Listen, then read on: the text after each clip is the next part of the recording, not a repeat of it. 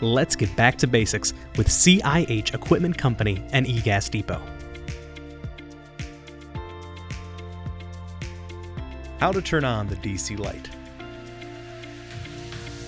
Press the on button to turn the DC Lite on. Once the button is pressed, then the standard screen will be displayed.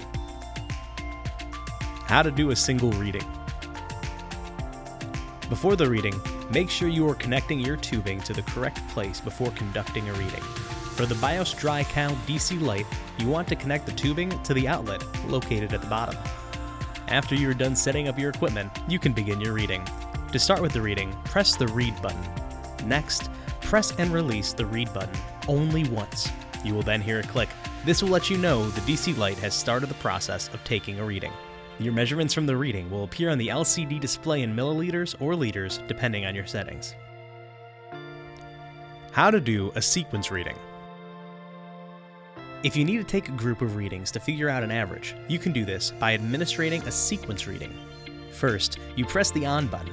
Next, press and hold down the read button for a couple of seconds. You will hear a click, and then the DC Lite will then begin the sequence reading. Next, on the LCD screen, the DC Lite will then display the number of readings that have been completed. When you're done collecting readings, press the stop button once, and the DC Lite will promptly stop taking readings.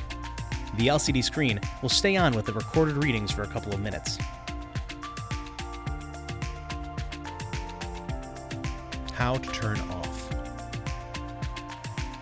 The DC Lite will turn off by itself after 5 minutes of non-activity.